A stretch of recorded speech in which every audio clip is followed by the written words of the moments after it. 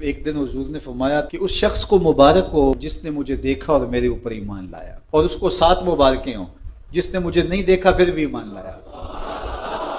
تو یہ 7 مبارکیں حضور کی جانب سے وصول کیجیے اور اپنی زندگی اسی خوشی میں تقوی کے نور سے مالا مال رکھیے۔ ہم یہاں ایک ایک لمحہ، ایک ایک ساعت، ایک ایک حرکت، ایک ایک سکنت کے جواب دیں۔ اس دن ایک ایک نعمت کے بارے میں ہم سے سوال ہونا ہے، پوچھا جانا ہے۔ اس لیے اپنے سارے معاملات کو مرتب رکھیں، منظم رکھیں۔ یہ مختصر زندگی اس کی یاد میں گزرے، اس کے ذکر میں گزرے، اس کی محبت میں گزرے۔ ہم جہاں کہیں بھی ہوں یہ خیال ہمارے ساتھ جڑا رہے کہ ہمارا مالک ہے اور ہم اس کی نگاہوں میں ہیں اور اس کی نافرمانی نہیں کرنی۔ آقا کریم نے ارشاد فرمایا دنیا متاع ہے اور دنیا کا بہترین متاع اچھی نیک بیوی ہے۔ تو اگر اچھی صالحہ نیک بیوی نصیب ہو گئی تو یہ دنیا ہی جنت ہے، اور اگر بدکار ناشکر گزار بیوی ہے تو یہ دنیا ہی جہنم کا گڑھا بن جاتی ہے۔ اس لیے یہ اگر کسی کو نصیب ہے تو وہ اللہ کا شکر ادا کرے۔ یہ چھوٹی نعمت نہیں ہے، یہ بہت بڑی نعمت ہے۔ جامی علیہ رحمہ کا انداز کتنا دل آویز ہے۔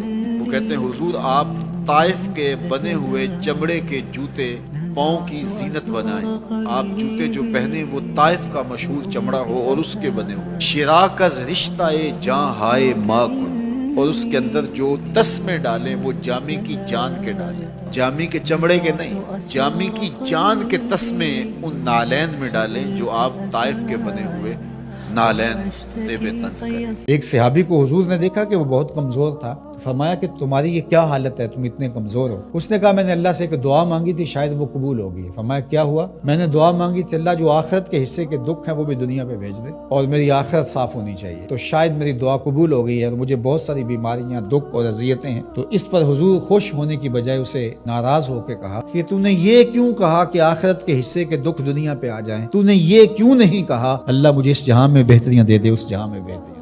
جو شخص بدکاری میں پڑ گیا اس کے دل کا چہرہ مسخ ہو کے رہ گیا۔ فحشا تو بہت بڑا جرم ہے، عام گناہ کرنے سے بھی حدیث پاک میں آتا ہے کہ دل کے اوپر سیاہ داغ پڑ جاتا ہے۔ اگر بندہ توبہ نہیں کرتا، دوبارہ گناہ کرتا ہے تو وہ داغ پھیلنا شروع ہو جاتا ہے۔ دعا کرو کہ یہ دل ہی رہے، دل مصفہ رہے، دل مزکہ رہے، دل ستھرا رہے، دل پاکیزہ رہے۔ جتنی کوشش ہم اپنے چہرے کو، اپنے بدن کو، اپنے ظاہر کو سنوارنے کی کرتے ہیں، اس سے کہیں بڑھ کر اپنے دل کو سنوارنے کی کریں۔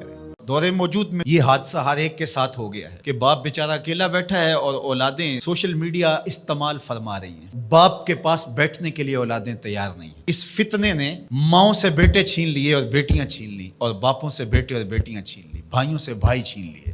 معاشرے کا سارا حسن گہنا گیا اس فتنے سے۔ بہترین اولاد وہ ہوتی ہے جو باپ کے پاس بیٹھے۔ صلی اللہ